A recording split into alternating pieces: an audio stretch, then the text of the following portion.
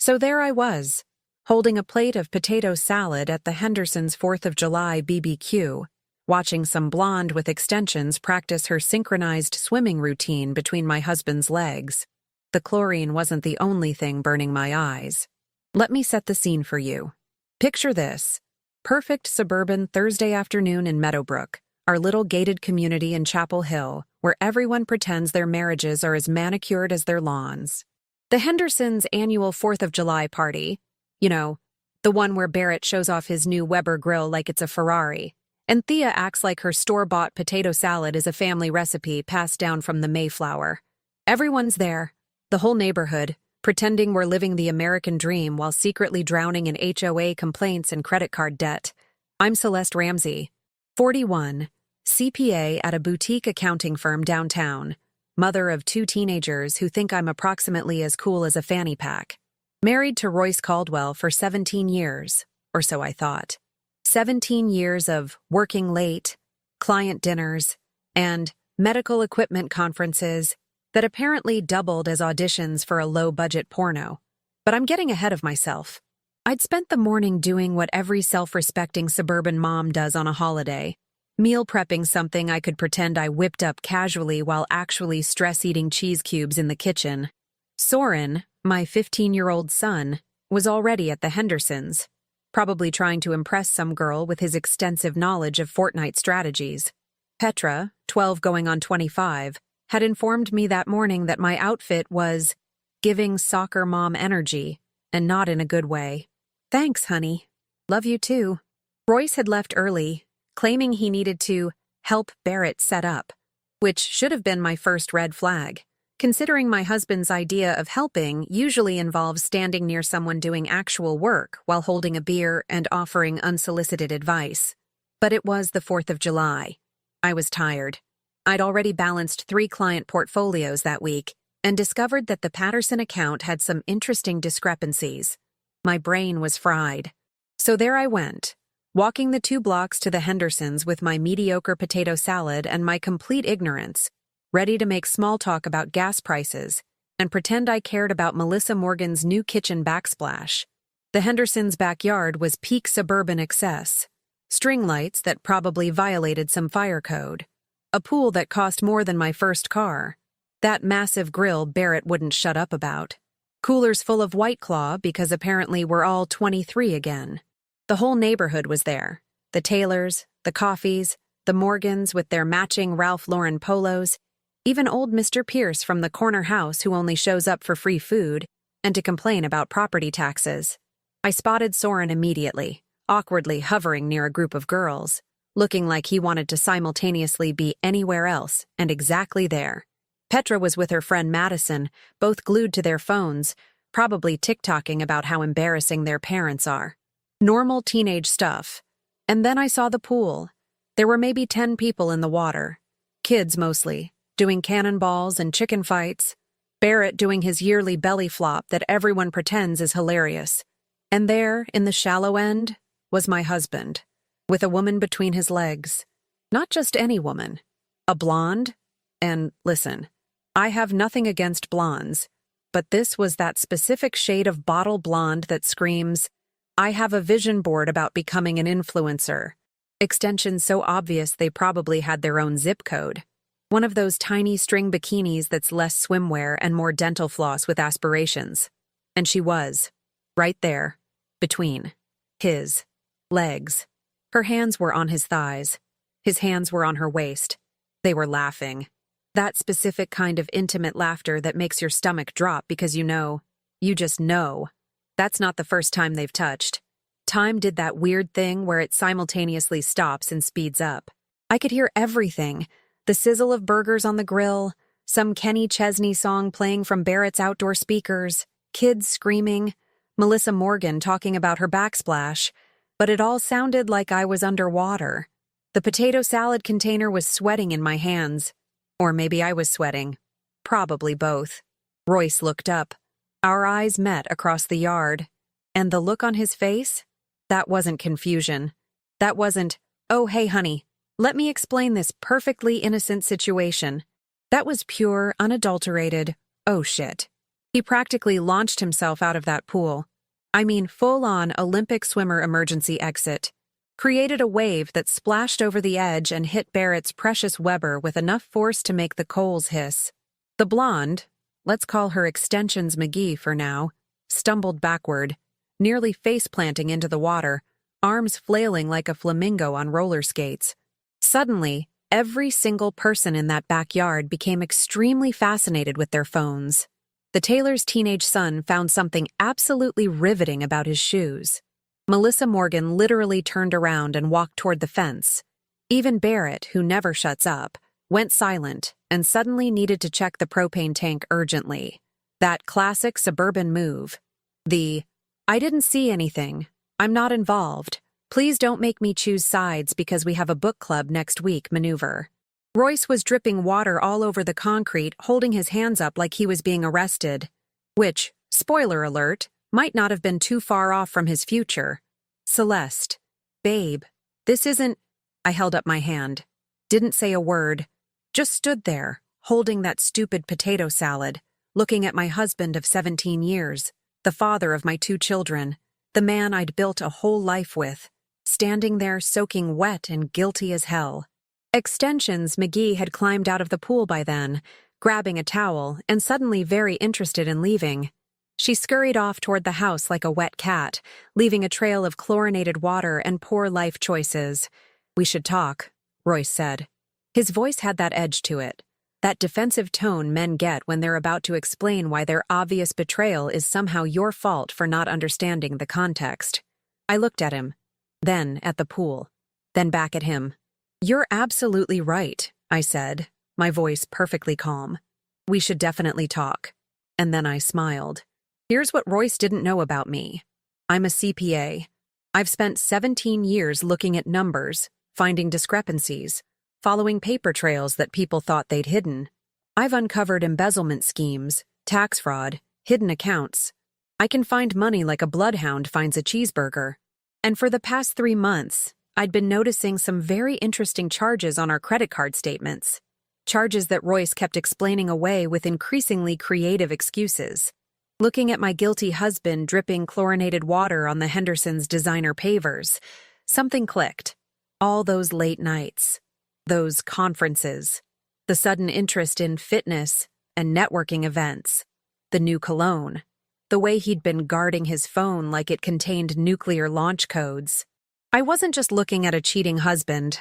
I was looking at a case study. "Yeah," I said again, still smiling. "Let's definitely talk. I have so many questions. Like, for instance, what's a medical equipment salesman doing with quarterly wire transfers to an LLC I've never heard of? Or why our retirement fund is suddenly missing $43,000? The color drained from Royce's face, faster than the pool water was draining from his swim trunks. "But first," I said, setting down the potato salad on the nearest table, "I think I'll grab a White Claw. It's going to be a very interesting summer." That White Claw tasted like victory and poor decisions, but mostly victory. I didn't leave the party. Oh no, that's what Royce wanted.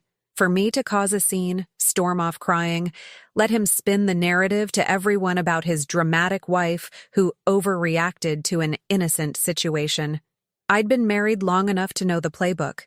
Instead, I planted myself in a lawn chair next to Thea Henderson, who was desperately trying to act like she hadn't just witnessed her pool become the set of my personal disaster movie. "Love what you've done with the hydrangeas," I said, sipping my drink. Thea looked at me like I'd grown a second head. "Oh, thank you? And this potato salad?" I gestured to the table. "Chef's kiss. You'll have to give me the recipe." It was store-bought from Harris Teeter. We both knew it. But Thea grabbed onto that conversation like a life raft, and suddenly we were talking about gardening and side dishes while my soaking wet husband stood 15 feet away, looking like a golden retriever who'd been caught eating the Thanksgiving turkey. Royce tried to approach me 3 times. Each time I turned to someone else and started a conversation. "Melissa, tell me more about that backsplash. Barrett, how's that Weber treating you? Mr. Pierce, what are your thoughts on the new property tax assessment?" I was a conversational ninja, dodging my husband with the precision of someone who'd spent 17 years avoiding discussions about his mother's casserole recipes. Extensions McGee. I'd later learn her actual name was Mabel, because of course it was. Had disappeared into the house and never came back out. Smart girl. Well, smart-ish. Sleeping with a married man in your late 20s isn't exactly PhD-level decision-making, but at least she had enough survival instinct to read the room. Around sunset, when the fireworks were about to start, Royce finally cornered me by the drinks cooler. "We need to go home and talk about this," he said. Low voice. That patronizing tone he used when he thought he was being reasonable. Talk about what? I popped open another White Claw. My third. Or fourth. I'd lost count, which was fine because I was counting other things. Like the number of lies I'd been swallowing for months. Celeste, come on. You're making this a bigger deal than it is. And there it was. The gaslight switch. Right on schedule. A bigger deal? I looked at him. Really looked at him. At some point in the past year, he'd started using hair gel. When did that happen? And those swim trunks. I'd never seen them before. They were expensive. Designer brand. The kind of thing a 43-year-old man buys when he's trying to impress someone who wasn't at his bedside when he had food poisoning from bad sushi in 2015. It's not what you think, he continued. Classic. Mabel is a client. Well, not a client exactly, but she works at... I don't care where she works, I said. What I care about is where our money's going. His jaw tightened. Bingo. I don't know what you're talking about. Royce. I smiled. I'm a CPA. You're a medical equipment salesman who barely passed algebra in high school. Do you really want to play the financial literacy game with me? A rocket whistled overhead. Someone's illegal firework, probably. Very on brand for this neighborhood. All about appearances until you look closer and realize everyone's breaking some rule or another. We'll talk at home, he said, and walked away. But we didn't talk at home. Because when we got there, after collecting our kids, who thankfully had been too absorbed in their teenage social dynamics to notice their parents' marriage imploding, Royce grabbed his keys and said he needed to clear his head. He didn't come back that night. Soren asked where Dad was the next morning. Friday, July 5th. I was making pancakes because that's what you do when your world is ending. You make breakfast and pretend everything's normal. Work emergency, I said. The lie tasted worse than Thea's potato salad. Petra looked up from her phone. That kid was too smart for her own good. On a Friday morning after the 4th of July? Medical equipment doesn't take holidays, sweetie. She rolled her eyes but went back to her phone. Soren, bless his oblivious teenage heart, just asked if he could have extra syrup. After they finished eating and disappeared into their rooms, Soren to game, Petra to whatever 12-year-old girls do on TikTok, I opened my laptop. Here's the thing about being a CPA. You develop a very specific skill set. You know how to find things. You understand that money always leaves a trail, no matter how careful someone thinks they're being. And you have access to software that can track financial patterns better than the FBI. Our joint account, our credit cards, our mortgage. I went through everything, and there it was. Right there. A beautiful pattern of deception, laid out like a spreadsheet sent from the karma gods. Wire transfers. Every month for the past 8 months. $2,000, regular as clockwork, to something called Meridian Property Solutions, LLC. I'd never heard of it. So I did what any reasonable person would do. I Googled it. Public records are a beautiful thing. Meridian Property Solutions, LLC was registered in North Carolina 6 months ago. The registered agent? Royce Caldwell. My husband had set up an LLC, without telling me, while we were married, in a state with equitable distribution laws. Oh, Royce, you absolute idiot. I kept digging. Meridian Property Solutions had one property, a condo in downtown Chapel Hill, the expensive part, the part where young professionals with Instagram accounts and matcha addictions live. The leaseholder? Mabel Winters, 28, wellness coach and aqua fitness instructor. Wellness coach. Sure, Jan. $2,000 a month for 8 months. $16,000. pulled from our joint savings under the brilliant disguise of business development expenses, which I'd questioned exactly once, back in January, and Royce had explained it away as investing in new client relationships. He wasn't wrong, just not the kind of client relationships you disclose to your wife. But wait, there's more. As they say on those infomercials Royce watches at 2 a.m. when he can't sleep, because apparently insomnia and infidelity go hand in hand. I pulled our retirement accounts, our 401ks, our kids' college funds, the 529 plan for Petra's college, the one we'd been building since she was born, $43,000 lighter than it should be, withdrawn in 3 separate transactions over the past 6 months, early withdrawal penalties paid, taxes that were going to be an absolute nightmare next April. Where did it go? According to the financial trail, it went to investment opportunities through, you guessed it, Meridian Property Solutions LLC. My hands were shaking. Not from anger. Not yet. From that crystal clear moment when you realize your entire life has been a lie and you're sitting at your kitchen table in your world's best mom pajamas that your kids got you for Christmas, looking at evidence that your husband has been systematically robbing your children's future to fund his midlife crisis. The front door opened. Royce. Friday afternoon. He looked terrible. Still wearing yesterday's clothes, unshaven, eyes red. "We need to talk," he said. I closed my laptop, smiled. That same smile from the pool party. "You're absolutely right. We do need to talk. But first, I have a question. Does your mother know you put the lake house in her name?" His face went white. "Oh, yes. I'd found that too. The vacation property his parents left him when his dad died 3 years ago, the one worth about $300,000, suddenly transferred to Lorraine Caldwell's name last month. Quit claim deed, filed with the county, public record. Because when you're planning to abandon your wife and kids for your 28-year-old girlfriend, you have to hide assets. And Royce, bless his heart, thought he was being clever. How did you— I'm a CPA, Royce. This is literally what I do for a living. Did you really think I wouldn't notice?" He stood there, opening and closing his mouth like a fish. A guilty, stupid fish who'd just realized he'd been caught in a net of his own making. "The question now," I said, standing up, "is whether you want to do this the easy way or the hard way. Celeste, just let me explain. The easy way is, you move out today, we file for divorce, and we split everything fairly. Well, fairly-ish. I'm keeping the house and 70% of whatever's left after you've finished funding your girlfriend's lifestyle brand. That's not fair. The hard way," I continued, "is I report every single financial irregularity I've found to the IRS, your employer, and anyone else who might be interested in how a medical equipment salesman is running an unlicensed property management company while embezzling from retirement accounts." The clock on the wall ticked. Somewhere upstairs, Soren laughed at something on his computer. Normal teenage sounds in a house that was anything but normal. "You wouldn't," Royce said.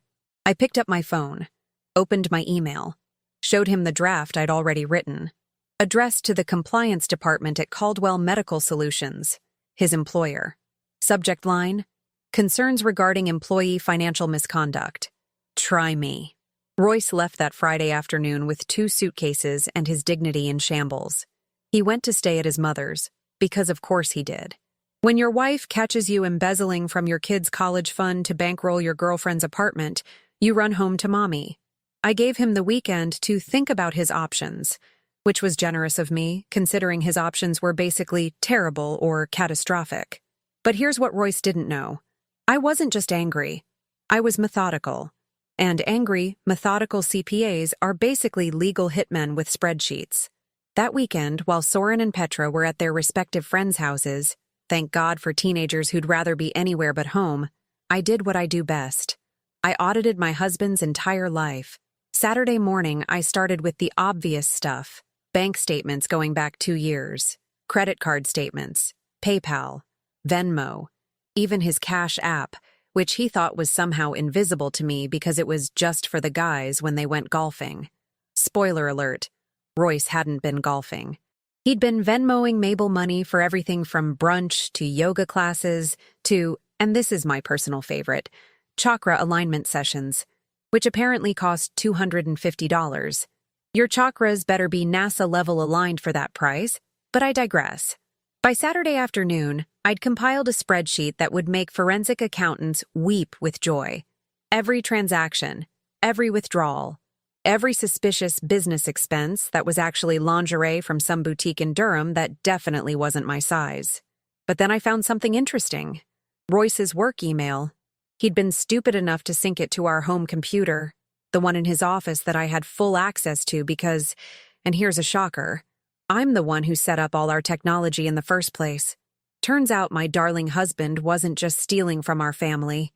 He was stealing from his employer too. See, medical equipment sales is a commission-based game. You sell a $50,000 MRI machine to a hospital, you get a percentage. It's all very above board, very regulated, very traceable. Unless you're Royce Caldwell, apparently, and you've figured out a cute little scheme. He'd been setting up fake vendor relationships through his LLC, Meridian Property Solutions, and routing equipment purchases through it, taking an extra cut, marking up prices, skimming off the top. It was small enough that nobody noticed. A few percentage points here and there, but over 8 months. We were talking about an extra $70,000, maybe $80,000. My husband wasn't just a cheater. He was a full-on white-collar criminal. I sat back in his office chair, his expensive Herman Miller chair that I'd thought was a ridiculous purchase 2 years ago, and laughed. Actually laughed. The kind of slightly unhinged laugh that happens when you realize your life has become a true crime podcast. Then I got to work. Sunday morning, I called my college roommate, Vera. She's a family law attorney in Raleigh. We'd stayed in touch over the years, mostly through Christmas cards and the occasional brunch when we could coordinate our soccer mom schedules. But Vera was a shark, the kind of lawyer who smiled while she destroyed you. I need a referral, I told her. Best divorce attorney you know. Someone who doesn't lose. There was a pause. Girl, what happened? I gave her the 30-second version. Found Royce with his girlfriend. Discovered financial fraud. Need to protect my kids and myself. Oh, honey, she said. I could hear the grin in her voice. I'm not giving you a referral. I'm taking your case myself. This is going to be fun. Monday morning, July 8th, Vera met me at a coffee shop in Raleigh. I'd told the office I was taking a personal day. They didn't ask questions. Probably because I never take personal days, and I looked like I'd aged 10 years over the weekend. I brought 3 binders. Color-coded, tabbed. Every financial document I'd found. Organized chronologically and by category. Vera opened the first binder, flipped through a few pages, looked up at me. Celeste, this is beautiful. I'm actually a little aroused right now, and that's not something I say often about financial documents. I'm a CPA. If I'm going to war, I'm bringing receipts. Oh, we're not just going to war, Vera said, closing the binder. We're going to commit a legal massacre. How attached are you to that house? Very. Good. You're keeping it. How attached are you to your retirement fund? Extremely. You're keeping most of that too. How attached are you to watching your husband suffer consequences for being an embezzling moron? I smiled. I'm very, very attached to that. Vera outlined the strategy. File for divorce immediately. Go for fault based on grounds of adultery. North Carolina still allowed that, and it would affect property division. Document everything. Get a forensic accountant involved. Subpoena Royce's work records. Freeze joint accounts. File an emergency motion for exclusive possession of the marital home and primary custody. What about his mother? I asked. The lake house he transferred to her? Fraudulent conveyance. We'll argue he transferred assets to avoid property division. The court can void that transfer faster than you can say Lorraine Caldwell is about to learn about legal liability. And the money he took from Petra's college fund? Vera's smile could have cut glass. Dissipation of marital assets. He's going to pay that back, plus penalties, plus probably some extra for being such a spectacular idiot. We spent 3 hours in that coffee shop. By the time we left, I had a legal strategy that would make Sun Tzu jealous. But then Vera asked the question I'd been dreading. What about his employer? If he's embezzling from them, that's criminal. Not just divorce court. Actual criminal charges. I'd been thinking about that. A lot. Because here's the thing. I'm not a vindictive person. I'm really not. I don't enjoy watching people suffer. I'm the mom who cries at kids' choir concerts and volunteers at the school bake sale. But Royce hadn't just cheated on me. He'd stolen from our children's future. He'd put our family's financial security at risk. He'd lied for months, maybe years. And he'd done it all while making me feel crazy for questioning those business expenses and work trips. I want to report it, I said. But not yet. Vera raised an eyebrow. I want him to know I have that option. I want him to understand exactly how badly he screwed up. And then if he fights me on the divorce, if he tries to drag this out or hide more assets or make this difficult, I paused. Then I burn it all down. You're my new favorite client, Vera said. That evening, I sat down with Soren and Petra. This was the part I'd been dreading most. How do you tell your kids their dad is a lying, cheating criminal without completely destroying their relationship with him? Your dad and I are getting divorced, I said. Simple, direct. No sugarcoating. Petra looked up from her phone. Because of the pool thing? Of course she knew. Teenagers always know. They pretend to be oblivious, but they're watching everything. Because of a lot of things, I said. But this isn't about you two. You didn't do anything wrong. Your dad and we made mistakes.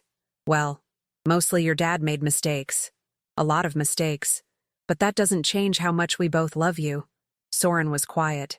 He's the sensitive one, even though he pretends he's all tough gamer kid. Is Dad coming back? He asked. To visit? Yes. To live here? No. Good, Petra said. He's been acting weird for like a year anyway. Out of the mouths of 12-year-olds. We talked for an hour. I answered their questions as honestly as I could without making Royce sound like the complete dumpster fire he was. They'd figure that out on their own eventually. Kids always do. After they went to bed, I poured myself a glass of wine. A nice Pinot Noir I'd been saving for our anniversary next month, because irony is delicious, and opened my laptop one more time. I had one more piece of the puzzle to figure out. Mabel. A quick Facebook search, because people my age still use Facebook apparently, and there she was. Mabel Winters, 28, from Jackson, Mississippi, moved to Chapel Hill last year. Wellness entrepreneur, living my best life. Namaste. Her profile was public and full of photos, yoga poses, green smoothies, motivational quotes about attracting abundance and manifesting destiny, and photos with Royce. Not many, but enough. Carefully cropped so you couldn't see his face fully. But I could see his watch, the Tag Heuer I'd bought him for his 40th birthday. His hands, the scar on his left thumb from when he tried to fix the garbage disposal in 2018. His wedding ring, conspicuously absent in every photo. She'd posted 2 days ago, Friday, July 5th, the day after the pool party. A quote about releasing toxic energy and trusting the universe. Girl, the universe is about to teach you about property law and legal consequences. I clicked through to her business page. Mabel's Wellness Journey, offering life coaching, nutritional guidance, and aqua fitness classes. Rates starting at $150 per session. I did the math. If she had even 10 regular clients, she was making decent money. Not enough for that downtown condo, though. Not even close. Royce had been subsidizing her entire life. Tuesday morning, July 9th, Vera filed the divorce paperwork. Served Royce at his mother's house. He called me 17 times that afternoon. I didn't answer. Let him sweat. Wednesday, he showed up at the house while I was at work. Petra texted me, "Dad's here. He's crying. It's awkward." I called him. "You have 5 minutes before I call the cops for trespassing." "Celeste, please. We can work this out. I made a mistake." "Mistakes," I corrected. "Plural. Many, many plural. And no, we can't work this out. Sign the papers, Royce. Make this easy. I can't afford what you're asking for. Then get a better job. Or maybe ask Mabel if her chakra alignment business is hiring." He hung up. Thursday afternoon, my phone rang. Unknown number.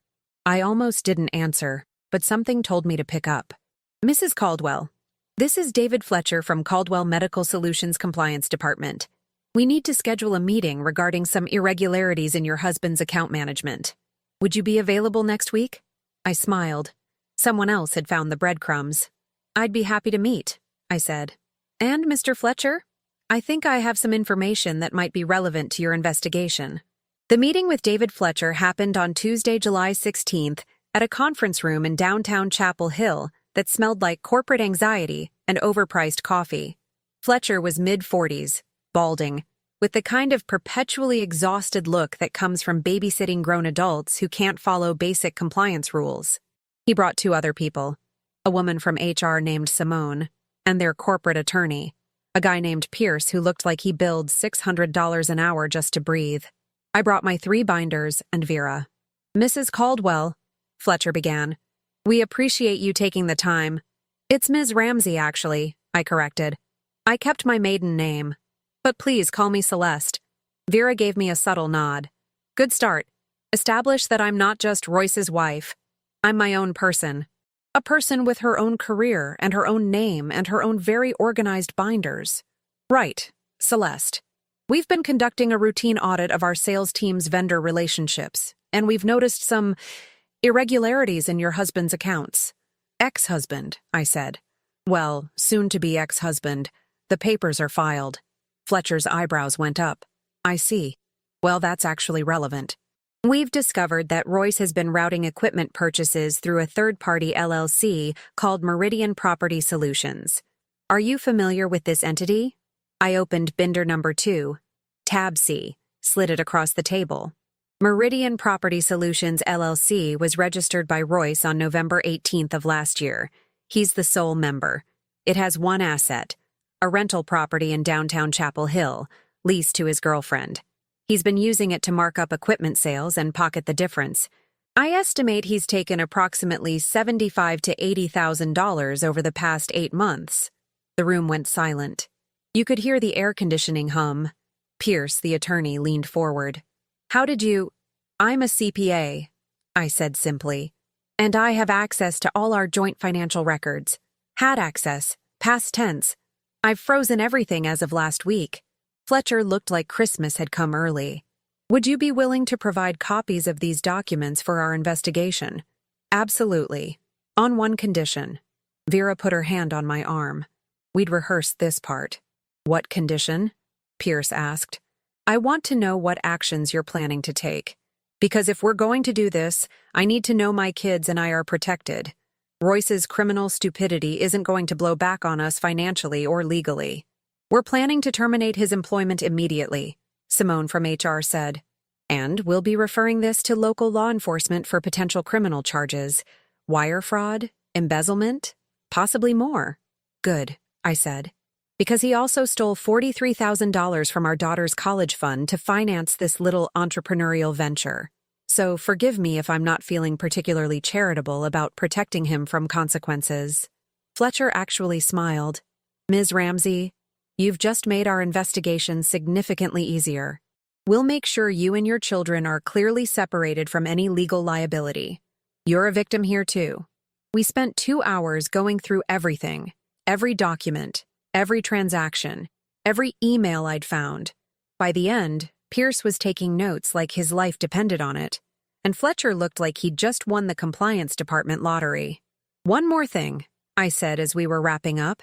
His girlfriend, Mabel Winters, she's been accepting these payments knowing they were supporting her lifestyle. I don't know if that's relevant legally, but ethically, she's been living off stolen money. Noted, Fletcher said. The news hit Royce that evening. Wednesday, July 17th. Vera called me around 6 p.m. He's been terminated. They escorted him out of the building this afternoon. And get this, they're demanding full restitution plus damages. We're talking 6 figures in liability. Can he pay that? Vera laughed. Celeste, honey, he can't even afford a decent lawyer right now. His mother already called my office trying to negotiate. Apparently, Lorraine just realized that lake house transfer might make her legally liable as an accessory. Shame, I said, not feeling shameful at all. Thursday morning brought more good news. The Chapel Hill Police Department white-collar crime unit opened an investigation.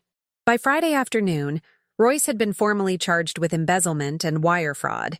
But wait, as those infomercials say, there's more. Mabel's landlord, the actual property owner of that downtown condo, found out the rent had been coming from fraudulent sources. Eviction notice posted on Monday, July 22nd.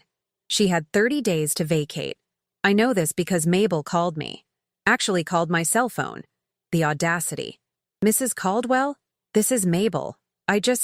I wanted to say I'm sorry. I didn't know he was married at first, and then when I found out, he said you two were separated and— Mabel, I interrupted. Let me save you some time. I don't care about your explanations. I don't care about your side of the story. You're 28 years old. You're old enough to Google someone before you sleep with them. You're old enough to question why a separated man is still wearing his wedding ring and family photos all over social media. You're old enough to understand that when someone's funding your entire lifestyle, you should probably ask where that money's coming from. Silence on the other end. But here's what I do care about, I continued. My husband, ex-husband, stole from our children to pay your rent.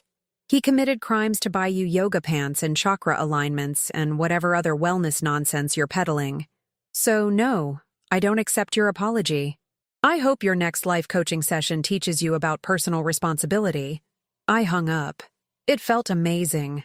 The divorce proceedings moved faster than expected. Royce didn't have money for a protracted legal battle. Shocking what happens when you embezzle your way into criminal charges and unemployment. His public defender for the criminal case advised him to settle the divorce quickly and favorably to me. Something about showing remorse and accepting responsibility. By mid-August, we had a settlement agreement. I got the house. I got 70% of all remaining marital assets. I got primary custody of Soren and Petra, with Royce getting supervised visitation until his legal issues were resolved. I got the cars, both of them. I got child support and alimony that would be garnished directly from whatever future employment he managed to secure. The lake house? The court voided the transfer to Lorraine. It became a marital asset, which meant I got my share. We sold it. The money went into a trust for Soren and Petra's college funds, rebuilding what Royce had stolen, with interest. Lorraine stopped speaking to me entirely, which was honestly the best outcome of this whole situation. No more passive-aggressive Thanksgiving dinners where she'd ask when I was going to give her real grandchildren, as if Soren and Petra were somehow defective. Royce's sentencing happened in October. 3 years probation, community service, full restitution to Caldwell Medical Solutions, and a felony record that would make future employment in medical sales approximately impossible. Mabel moved back to Mississippi in September. Her Instagram went quiet around then. Last I checked, and okay, I checked because I'm petty but I'm not a saint. She's working at a gym in Jackson teaching water aerobics. Full circle, I guess. The kids adjusted better than I expected. Petra started seeing a therapist. Her idea, not mine, which made me proud. She told me one day in the car, coming back from Target, "You know what's weird? I'm not even that sad. Like, Dad made his choices. That's on him. 12 years old and already wiser than her father. Soren took longer to process everything. He's the sensitive one. But by Halloween, he admitted that the house felt less tense without his dad there. Like, we can all breathe now, he said. Yeah, kid. Exactly like that. My promotion at work came through in November. Senior partner, corner office, 20% raise. The managing partner told me my attention to detail and analytical skills are unmatched. Thanks, Royce. Your criminal incompetence really highlighted my professional competence. I started doing consulting work on the side, helping people going through divorces understand their financial situations. Turns out there's a huge market for CPAs who can translate "your spouse is screwing you financially" into actionable legal strategy. Vera refers clients to me. I refer clients to her. It's a beautiful symbiotic relationship built on the ashes of other people's failed marriages. By December, I'd paid off the legal fees, rebuilt the emergency fund, and booked a spring break trip to Disney World for me and the kids. Just us three. No complicated family dynamics. No walking on eggshells. Just overpriced theme park food and matching t-shirts that say, "Making Magic Happen." Petra rolled her eyes when I showed her the shirts. Mom, that's so cringe. I'm a divorced 41-year-old woman taking her kids to Disney World on her ex-husband's theoretical future earnings, I said. I've earned the right to be cringe. She smiled despite herself. Fair. Christmas was weird. First one without Royce. But also the first one where I didn't have to pretend everything was fine while Lorraine made passive-aggressive comments about my cooking, and Royce disappeared into his phone every 15 minutes. We made new traditions. Soren picked the movie. Some action thing with explosions. Petra made hot chocolate with an obscene amount of marshmallows. I wore pajamas all day and didn't care who judged me. It was perfect. On New Year's Eve, after the kids went to bed, Soren at a friend's house, Petra having a sleepover with Madison, I poured myself champagne and stood on the back deck of my house. My house. Mine. The neighborhood was quiet. String lights still up from Christmas. Someone a few streets over was playing music, probably getting ready for midnight. I thought about that 4th of July party, 5 months ago, standing there with potato salad, watching my marriage explode in a suburban swimming pool. And I laughed. Not a bitter laugh. Not an angry laugh. Just pure, genuine amusement at the absurdity of it all. Because here's what Royce never understood. You can't build a life on lies. Eventually, the foundation cracks. And when it does, you better hope the person you've been lying to isn't a CPA with access to public records and a vindictive streak disguised as professional competence. My phone buzzed. Text from Vera. Happy New Year, you magnificent shark. Brunch next week? I texted back. Absolutely. I'm buying. I can afford it now. The fireworks started at midnight. Someone nearby, probably the Taylors, was setting off the illegal kind. Very on brand for Meadowbrook, where everyone follows the rules except when they don't. I raised my champagne glass to the sky. Here's to new beginnings. I said to no one in particular. And to men who underestimate their wives. May they forever learn the hard way. The fireworks exploded overhead. Gold and silver and blue, lighting up the January sky. Beautiful. Expensive. Gone in an instant. Just like Royce's freedom and financial security. Poetic, really. You know what nobody tells you about revenge? It's not actually sweet. It's more like efficient, clinical, like balancing a spreadsheet where all the numbers finally add up correctly. I'm writing this on a Tuesday afternoon in March, sitting in my corner office with the view of downtown Chapel Hill that I definitely earned. It's been 8 months since the 4th of July BBQ that changed everything. 8 months since I stood in the Hendersons' backyard holding potato salad and watching my marriage drown in chlorinated water. Spring break is next week. Soren, Petra, and I are flying to Orlando. Those matching Disney shirts are packed and ready, despite Petra's protests. Soren's actually excited, though he's trying to play it cool because 15-year-old boys aren't supposed to admit they still like Mickey Mouse. But I caught him Googling best rides at Magic Kingdom last night, so the secret's out. The kids are doing fine. Better than fine, actually. Therapy helps. So does having a parent who doesn't lie to them constantly. Petra made honor roll last semester. Soren joined the robotics club and suddenly has opinions about Arduino boards that I absolutely do not understand, but pretend to follow. They see Royce every other weekend now. Supervised visitation ended in January after he completed his court-mandated counseling. He's living in a one-bedroom apartment near the mall, the sketchy mall, not the nice one, and working at a car dealership. Sales, because apparently that's all he knows how to do, though I imagine having a felony record makes the background check conversations interesting. The kids come back from his place and don't say much. I don't push. They'll talk when they're ready, or they won't. Either way, they know I'm here. Lorraine tried to reach out in February, sent a card for Petra's 13th birthday with a check for $50 and a note about healing family wounds. I let Petra decide whether to cash it. She did, then spent the money on concert tickets for her and Madison. Grammy's funding Taylor Swift, she announced. That feels right. I didn't disagree. Mabel's Instagram is still quiet. I stopped checking around January, which my therapist, yes, I got one too, says is healthy boundary setting. I prefer to think of it as no longer caring about people who are irrelevant to my happiness, but we're working on my tendency to sound like a self-help book written by someone who's mildly bitter. Work is good. Great, actually. That side consulting business I started? It's taking off. I've helped 11 people in the past 4 months navigate the financial complexities of divorce. 3 of them discovered hidden assets they didn't know existed. 1 found out her husband had been running a cryptocurrency scheme. Another realized his wife had been funneling money to her sister's business that didn't actually exist. Turns out, Royce wasn't even that creative. He was just criminal and stupid, which is honestly the worst combination. Vera and I have brunch once a month. She calls it networking. I call it 2 divorced women drinking mimosas and judging people. Last week, she told me she's seen a noticeable uptick in her practice since my case.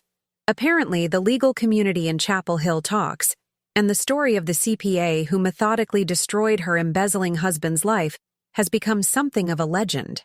"You're like an urban myth," Vera said, finishing her 3rd mimosa. "The woman with the receipts." "I prefer to think of myself as a cautionary tale," I replied.